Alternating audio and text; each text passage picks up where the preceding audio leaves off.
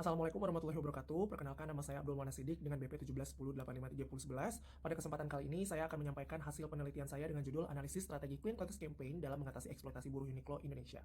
Yang pertama yaitu latar belakang. Besarnya permintaan akan kebutuhan pakaian pada masa modern menjadikan kebutuhan pakaian menjadi kebutuhan primer. Tuntutan yang besar ini menjadikan industri fashion, terutama perusahaan retail, untuk memproduksi pakaian dan produk fashion lainnya dalam waktu singkat dan cepat yang biasa disebut dengan fast fashion. Fast fashion sendiri merupakan suatu upaya yang dianggap inovatif karena dalam sistem produksi dan distribusinya menghasilkan produk yang berharga cukup murah. Salah satu kasus pelanggaran konvensi ILO yang dilakukan dalam konteks industri fast fashion adalah kasus eksploitasi buruh oleh Uniqlo di Indonesia yang terjadi sejak 2014. Bentuk eksploitasi yang dilakukan perusahaan ini kepada pekerjanya adalah dengan tidak membayarkan upah secara layak kepada pekerja. Hal ini diawali pada penghujung tahun 2014 Uniqlo yang menarik diri dari perusahaan garmen di Indonesia tanpa adanya peringatan.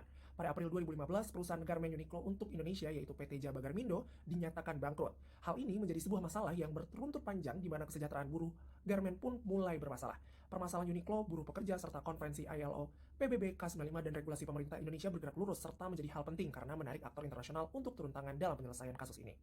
Dalam merespons adanya eksploitasi yang dilakukan perusahaan terhadap buruh garmen mereka, Triple C ataupun Clean Clothes Campaign, suatu jaringan global yang mendedikasikan keberadaannya untuk mendukung peningkatan serta pemberdayaan para pekerja garmen sedari 1989. Triple C memberikan dorongan kepada Uniqlo untuk menuntaskan hak buruh karena Triple C memiliki komitmen untuk memastikan semua company, bukan hanya Uniqlo, namun semua perusahaan yang menaungi pekerja untuk memenuhi hak buruh mereka. Selanjutnya, rumusan masalah. Dengan besarnya jumlah yang dibutuhkan dan penggantian mode yang cepat sehingga terciptalah fast fashion, hal yang dianggap inovatif dengan memproduksi barang dengan cepat dan distribusi yang cepat sehingga menghasilkan sebuah barang yang sangat murah. Namun, fast fashion mengancam keberadaan para buruh karena mereka dituntut bekerja dengan keras serta dipaksa untuk bekerja secara lembur melebihi waktu lembur yang seharusnya.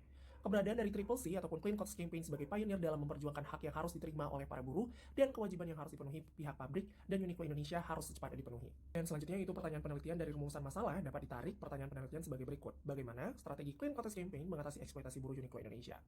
Dan tujuan penelitian yaitu mendeskripsikan strategi Clean Clothes Campaign dalam memperjuangkan hak pekerja buruh garmen Uniqlo Indonesia. Lalu diikuti oleh manfaat penelitian. Penelitian ini bermanfaat untuk menambah referensi literatur terkait kebijakan dalam buruh kerja fashion. Yang kedua, penelitian ini bermanfaat sebagai penggambaran analitis terkait bagaimana civil society dalam melindungi hak buruh dengan menggunakan kerangka konsep yang cukup dibicarakan dalam penelitian ilmu hubungan internasional. Pada studi kepustakaan, pertama peneliti merujuk pada artikel jurnal yang berjudul Hubungan Kerja dalam Industri Fast Fashion, Analisis Isi Terhadap Fenomena Eksploitasi, Studi Kasus Film The True Cost dan Nike Sweatshops. Dalam artikel jurnal ini membantu penelitian dengan memberikan sudut pandang yang kompleks baik itu dari buruh ataupun pemegang modal itu sendiri, serta memberikan penjelasan bahwa eksploitasi atas buruh bukan semata-mata upah saja, namun banyak hal lainnya yang berkaitan dengan hak-hak buruh, yakni jaminan kesehatan, jaminan keselamatan, eksploitasi waktu, dan lain sebagainya. Pada artikel jurnal kedua dengan judul Eksploitasi Waktu Kerja bagi Pekerja pada Industri Fast Fashion dalam Perspektif Hukum Ketenagakerjaan Indonesia. Artikel jurnal ini memberikan cukup banyak gambaran mengenai berbagai regulasi serta aturan yang membantu para buruh agar pengusaha tidak bersikap semena-mena. Hal ini juga memberikan masukan bagi penulis dalam mengerjakan penelitian dengan mengaitkan keberadaan Triple C dengan besarnya pengawasan pemerintah atas kasus eksploitasi buruh. Dalam artikel jurnal ketiga yang membahas mengenai praktik eksploitasi pekerja di bawah umur pada industri katun. Dalam artikel jurnal ini memberikan penalaran yang baru akan adanya eksploitasi atas anak di bawah umur yang dapat memberikan dampak bagi masa depan anak, dan ini juga merupakan salah satu faktor dari adanya tekanan ekonomi.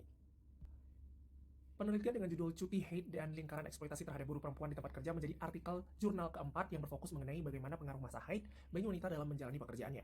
Dalam artikel jurnal ini memfokuskan bagaimana posisi perempuan sebagai buruh yang dieksploitasi saat mereka mendapatkan haid yang semestinya mereka itu tidak boleh bekerja serta adanya penghambatan bagi buruh perempuan dalam mengambil cuti haid mereka. Kelima, artikel jurnal yang ditulis oleh Ai Clara Sakti dengan judul Pelanggaran Hak Asasi Manusia Terhadap Pekerja Pabrik Garmen H&M di Kamboja. Dalam artikel jurnal tersebut sangat membantu penulis dalam mengidentifikasi tantangan yang dihadapi oleh Kamboja dalam mengedepankan hak asasi para pekerjanya. Selanjutnya, kerangka konseptual, yaitu Role Civil Society Organizations. Role of Civil Society Organizations memiliki 3 strategi inti yang dirujuk berdasarkan tulisan Sudamohan, yakni pertama, persuasif. Dalam strategi ini turut melibatkan pihak-pihak yang berwenang dalam penyelesaian masalahnya dengan metode pengumpulan serta presentasi informasi di satu sisi dan juga berbagai petisi-petisi yang ada. Dan yang kedua yaitu ada kolaboratif. Strategi ini melibatkan pertemuan terbuka dengan pihak berwenang melalui lobby dengan pemerintah daerah, pusat, departemen, serta instansi pembuat keputusan lainnya. Yang ketiga ada konfrontasional. Strategi ini berbentuk aksi dalam wujud demo serta pawai. Strategi dalam konsep ini bertujuan untuk memberikan penjelasan mengenai bagaimana Uniqlo Indonesia menyelesaikan konflik upah yang terjadi antara Uniqlo Indonesia dengan para buruh kerjanya, serta melihat strategi manakah yang sangat digunakan oleh Uniqlo dalam penyelesaiannya. Selanjutnya ada metodologi penelitian. Yang pertama itu adalah pendekatan dan juga jenis penelitian. Penelitian ini bersifat kualitatif di mana data-data yang diperoleh bersumber dari tulisan-tulisan ilmiah dan literatur-literatur yang terkait dengan fenomena yang akan dibahas. Jenis penelitian yang digunakan adalah deskriptif, yaitu penelitian yang berfungsi untuk menggambarkan, menjelaskan, dan menjawab persoalan-persoalan mengenai fenomena dan suatu peristiwa, baik itu fenomena sebagaimana adanya maupun analisis hubungan antara berbagai variabel yang ada dalam suatu fenomena tersebut. Batasan penelitian itu dari mencuatnya kasus eksploitasi buruh yang dilakukan oleh Uniqlo Indonesia yang mulai diupayakan oleh Triple C pada tahun 2014 sampai dengan 2019. Untuk unit analisis dalam penelitian ini adalah Triple C, yaitu Clean Quotas Campaign, dan dengan unit eksplanasinya yaitu eksploitasi. Untuk teknik pengumpulan data, penulis menggunakan metode dokumen di mana data didapatkan melalui studi kepustakaan ataupun library research. Penelitian ini menggunakan data sekunder di mana data didapat melalui berbagai literatur akademik seperti jurnal, surat kabar, berita, laporan, dan juga situs web. Data primar didapatkan dari laman web resmi cleanquotas.org, dan data-data yang dikumpulkan merujuk pada beberapa kata kunci seperti eksploitasi buruh, buruh garmen, dan juga Clean Quotas Campaign. Untuk data sekunder didapat dari jurnal-jurnal nasional ataupun internasional seperti Role and Relevance of Civil Society Organizations. Kemudian, data dari media cetak online yang berkaitan dengan eksploitasi buruh Uniqlo seperti CNN Indonesia, Kumparan.com, FashionUnited.com, Gatra.com, dan lain sebagainya. Untuk teknik analisis data, penelitian ini dimulai dengan pengumpulan data terkait fenomena eksploitasi buruh Uniqlo Indonesia. Dan berdasarkan Miles dan Huberman melalui beberapa tahapan dalam menganalisis data yang telah dikumpulkan dan dikelompokkan. Selanjutnya, interpretasi dan analisis data. Hal ini dilakukan dengan menggunakan kerangka konseptual, yakni Role and Relevance of Civil Society, dengan strategi yang dirujuk berdasarkan pada tulisan Sudamohan dalam artikel jurnalnya, yaitu persuasif, kolaboratif, konfrontasional. Ini ada sistematika penulisan. Pada bab 1 ada pendahuluan, bab 2 ada eksploitasi buruh garmen di Indonesia, bab 3 yaitu tentang Clean Quotas Campaign, dan bab 4 tentang strategi Clean Quotas Campaign dalam mengatasi eksploitasi buruh di Indonesia, dan pada selanjutnya itu bab 5 penutup. Kelas selanjutnya itu di bab 2, eksploitasi buruh garmen di Indonesia. Poin pertama itu fenomena eksploitasi buruh di Indonesia. Eksploitasi secara harfiah merupakan suatu bentuk politik pemanfaatan yang dilaksanakan secara sewenang-wenang atau bersikap berlebihan kepada suatu objek. Dalam Undang-Undang Nomor 21 Tahun 2007, eksploitasi merupakan suatu tindakan dengan ataupun tanpa adanya persetujuan dari korban yang meliputi namun tidak terbatas pada pelacuran, kerja ataupun pelayanan paksa, perbudakan atau serupa perbudakan, penindasan, pemerasan, pemanfaatan fisik yang memanfaatkan tenaga ataupun kemampuan seseorang oleh pihak lain demi mendapatkan keuntungan. Praktik dari eksploitasi buruh meliputi berbagai hal, baik itu kekerasan, upah yang tidak sesuai, perlindungan atas pekerja yang minim, dan lain sebagainya. Isu utama yang mendapatkan banyak perhatian adalah permasalahan upah yang terjadi pada industri garmen ataupun industri fashion yang dialami oleh perusahaan kenamaan Uniqlo Indonesia. Hal ini terjadi karena adanya penekanan biaya produksi dengan meningkatkan jumlah produksi, dan pun para pekerja tak memiliki pilihan dibandingkan mereka harus keluar dari pekerjaan mereka. Tepat pada April 2015, pabrik pakaian bangkrut mendadak tanpa adanya pemberitahuan kepada para pekerja, terutama Uniqlo sebagai salah satu pemeran utamanya. Para pekerja tidak diberikan peringatan bahwa pabrik tempat mereka bekerja akan mengalami kebangkrutan tanpa adanya pemberian pesangon yang sudah jelas secara hukum. Pada poin 2.2, dampak eksploitasi di Indonesia. Eksploitasi yang terjadi di Indonesia secara langsung berdampak pada masyarakat dengan kemampuan ekonomi menengah ke bawah. Warni, Yayat, dan 2.000 pekerja Jaba Garmindo menuntut Uniqlo untuk sesegera mungkin menyelesaikan tanggung jawab atas apa yang terjadi pada pabrik mereka. Sejak penutupan pabrik, banyak para pekerja yang sudah berusia cukup tua serta memiliki kesempatan untuk mendapatkan kesempatan bekerja lebih sempit. Sekalipun mereka juga sudah turut bekerja selama bertahun-tahun, mereka tidak kunjung menerima upah yang seharusnya mereka terima. Dan hal ini membuktikan bahwa upah mereka yang kecil juga menunjukkan bahwa sedikit pula jumlah tabungan untuk dijadikan penopang hidup. Sejak penutupan pabrik, 2.000 pekerja Jaba Garmindo menuntut Uniqlo sebesar 5,5 juta US dollar. Pada poin 2.3, penanganan eksploitasi. Eksploitasi yang terjadi sedari 2015 menyebabkan banyak permasalahan lanjutan terhadap para pekerja. Salah satu bentuk penanganan fenomena eksploitasi buruh garmen ini adalah diadakannya sedang dilaksanakan oleh pihak Fast Retailing Group yang menaungi merek dagang Uniqlo dan pihak pekerja garmen pabrik PT Jaba Garmindo untuk menindaklanjuti, memfasilitasi kembali lapangan kerja, dan pembahasan lebih lanjut mengenai hak mereka. Dalam hal ini, Triple C menuntut dengan tegas agar Uniqlo membayarkan utang mereka setelah adanya penutupan pabrik garmen yang dilakukan secara tidak terduga. Selanjutnya, bab 3, Clean Quotas Campaign. Clean Quotas Campaign adalah sebuah gerakan sosial yang berfokus pada industri garmen dan merupakan salah satu asosiasi terbesar non-pemerintah yang salah satunya berfokus pada peningkatan kerja di industri garmen dan juga industri olahraga. Clean Quotas Campaign memiliki visi dan misi demi mencapai tujuan mereka, dan dalam misinya yang ingin dicapai oleh Triple C sendiri adalah sebagai berikut. Misi pertama, bekerja dalam kesolidaritasan dengan para pekerja. Misi kedua, melobi serta mengadvokasi pemerintah. Pada misi ketiga, mendorong para perusahaan untuk menghormati hak para pekerja. Misi keempat, mengumpulkan kasus mengenai pelanggaran hak para pekerja dan aktivis. Misi kelima, meningkatkan kesadaran kampanye. Misi keenam, dalam pelaksanaannya, Triple C menggunakan mekanisme yudisial, lobby, legislasi, dan regulasi, serta menyerukan mekanisme yang mengikat untuk akuntabilitas perusahaan guna melindungi hak-hak pekerja. Misi ketujuh, mendorong promosi pengadaan publik dan swasta. Misi kedelapan, bekerja sama demi memperkuat jaringan Triple C. Dan misi kesembilan, mengembangkan aliansi termasuk dengan para pekerja seluruh rantai pasokan industri garmen. Dalam pelaksanaannya, Clean Quotas Campaign punya prinsip. Prinsip yang pertama itu membahas tentang pekerja dan organisasinya. Poin pertama, semua pekerja tanpa memandang jenis kelamin, usia, negara asal, status hukum, status pekerjaan, dan lokasi ataupun dasar lainnya. Poin kedua, para pekerja memiliki hak untuk tahu akan hak mereka. Poin ketiga, pekerja dapat dan harus memimpin dalam pengorganisasian dan pemberdayaan mereka sendiri. Poin keempat, pekerja mendapat kesempatan untuk menilai kebutuhan mereka dan risiko yang mereka ambil. Poin kelima, demi mencapai dan mempertahankan hak-hak pekerja wanita, isu gender jadikan landasan ataupun fasilitas pelanggaran hak dan segala bentuk kekerasan berbasis gender yang harus ditangani. Poin keenam, jaringan mendukung pekerja yang dipekerjakan dengan kontrak non-standar, pekerja informal, migran, pekerja berbasis rumahan, dan pekerjaan lainnya. Selanjutnya itu publik. Pada poin ini, yaitu poin 7, publik punya hak untuk mengetahui di mana serta bagaimana industri garmen ini diproduksi. Selanjutnya pemerintah. Pada poin 8, pemerintah memiliki kewajiban untuk melindungi hak para pekerja di yurisdiksi mereka sendiri. Poin 9, pemerintah dalam hal ini memiliki kewajiban untuk melindungi hak-hak pekerja. Poin 10, pemerintah punya tanggung jawab untuk melindungi hak serikat pekerja. Poin 11, kebijakan pengadaan publik oleh otoritas publik harus memastikan bahwa hak-hak pekerja dipromosikan dan dihormati. Selanjutnya itu bagian perusahaan. Poin 12, yaitu perusahaan punya tanggung jawab untuk melaksanakan uji tuntas atas hak asasi manusia. Dan poin 13, perusahaan harus bekerja sama dengan serikat pekerja, organisasi masyarakat sipil, aktor pemerintah, dan perusahaan lain demi memastikan penghormatan terhadap hak-hak pekerja. Poin 14, perusahaan dituntut harus secara aktif mempromosikan kebebasan berserikat, menciptakan lingkungan yang kondusif dan terlibat dalam hubungan industrial. Poin 15, perusahaan berkewajiban untuk bersifat transparan. Poin ke-16, perusahaan harus terlibat dalam praktik pembelian yang bertanggung jawab dan memastikan bahwa penetapan harga ataupun upah, ketentuan perdagangan, dan praktik lainnya tidak merusak hak para pekerja. Selanjutnya ada pada bagian masyarakat sipil. Dan ini masuk kepada poin 17. Serikat pekerja dan LSM yang bekerja untuk mendukung pekerja manufaktur garmen dan pakaian olahraga harus bekerja sama dan saling menghormati peran dan metode yang berbeda satu dan lainnya. Dan terlibat dalam komunikasi yang terbuka dan aktif, pembangunan konsensus partisipatif, dan juga kritik yang membangun. Salah satu bentuk dari keberhasilan Triple C dalam memperjuangkan hak dan kesejahteraan buruh adalah dengan terciptanya proyek kerjasama antara ILO, pemerintah Indonesia, dan juga Uniqlo. Proyek untuk pemerintahan Indonesia. Uniqlo telah menguncurkan dana sebesar 1,8 juta US dollar dengan kurun waktu 2 tahun. Uang ini ditujukan demi memberikan sosialisasi bagaimana lingkungan kerja kepada beberapa negara tujuan dari Uniqlo. Dengan besaran jumlah uang tersebut, pemerintahan Indonesia untuk memberikan sejumlah pelatihan terkait di berbagai bidang, seperti IT, demi membantu pengangguran Uniqlo dalam menemukan pekerjaan lainnya. Bentuk usaha maupun penanganan yang diberikan oleh Uniqlo Indonesia adalah dibuatnya sebuah proyek kerjasama demi menangani dampak dari kebangkrutan dari sebuah pabrik dan mengakibatkan banyaknya buruh yang menganggur. Sehingga kerjasama ini bertujuan untuk menangani keadaan penyesuaian kerja yang dialami oleh para pekerja. Dan juga ini salah satu bentuk dari dukungan Clean Quotas Campaign sebagai salah satu LSM internasional. Selanjutnya pada bab 4 membahas mengenai strategi Clean Quotas Campaign dalam mengatasi eksploitasi buruh di Indonesia. Poin pertama yaitu strategi persuasif yang dilakukan oleh Clean Quotas Campaign.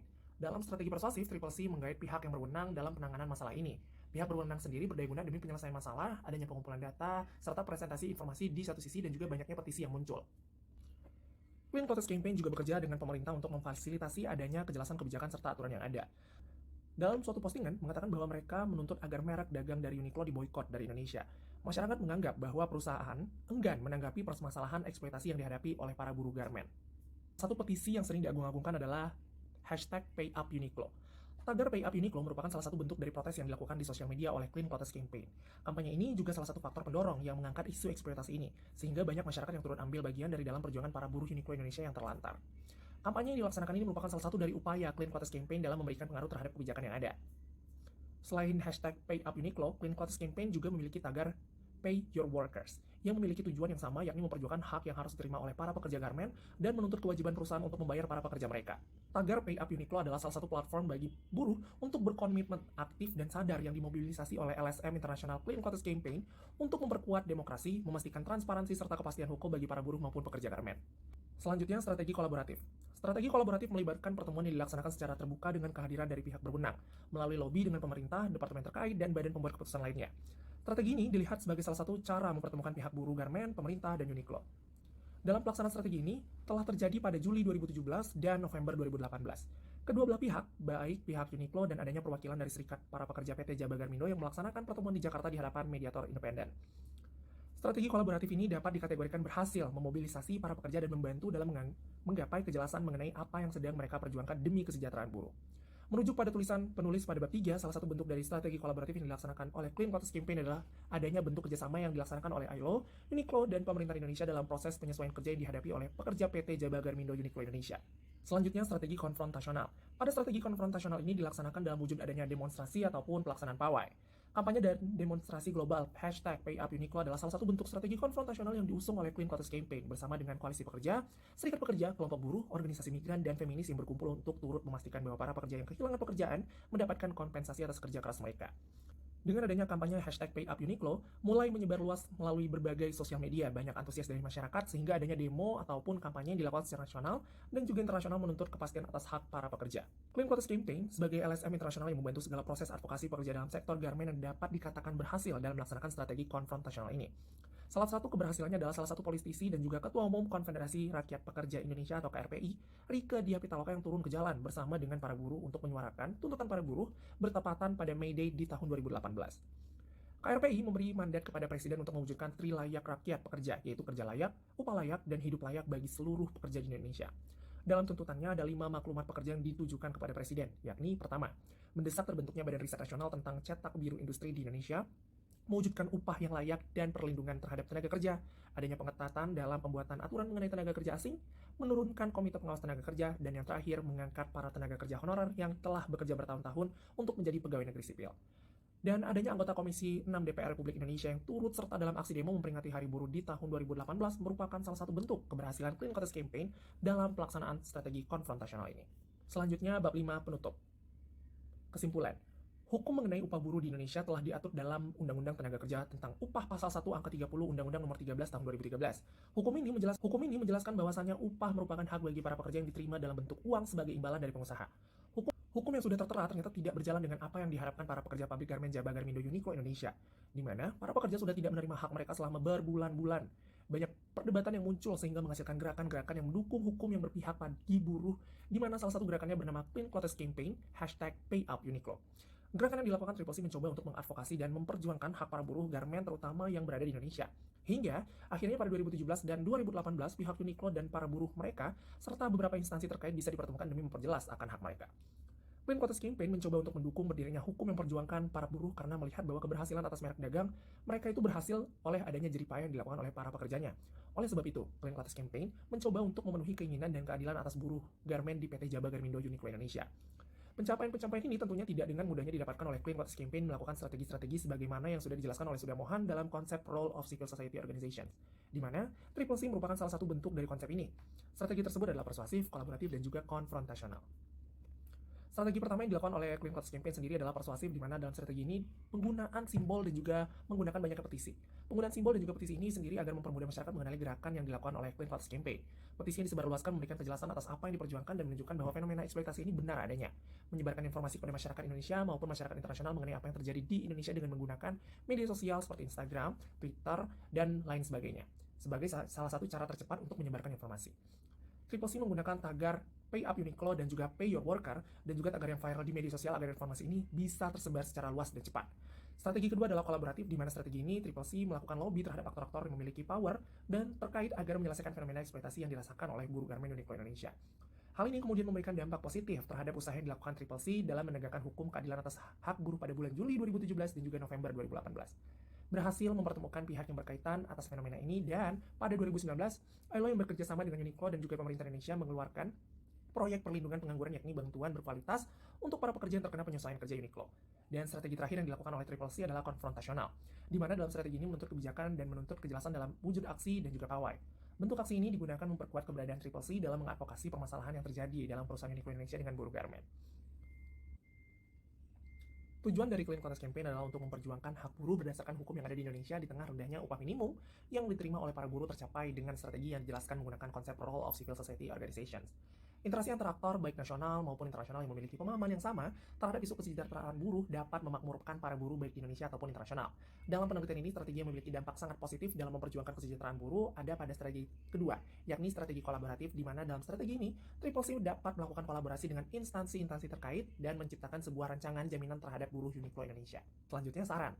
Setelah mendapatkan jawaban atas pertanyaan peneliti yang terkait strategi yang dilakukan oleh Clean Quotas Campaign dalam mengatasi eksploitasi buruh Uniqlo di Indonesia, peneliti dapat menyarankan beberapa saran terhadap peneliti selanjutnya yang akan melakukan penelitian terkait isu eksploitasi di Indonesia. Pertama, penguasaan sumber data, karena beberapa data hanya didapat melalui laman resmi dari Clean Quotas Campaign, serta beberapa laman berita baik itu nasional maupun internasional, sehingga mempersulit pengumpulan data yang ada. Selanjutnya, disarankan untuk mencari data mengenai hasil yang didapat dan kepastian dari kerjasama yang dilakukan oleh ILO, Uniqlo, dan pemerintah Indonesia. Apakah kerjasama itu menghasilkan hal positif lainnya, serta berdampak atas kasus ini atau tidak. Baiklah, sekian dari saya. Sekian, wassalamualaikum warahmatullahi wabarakatuh.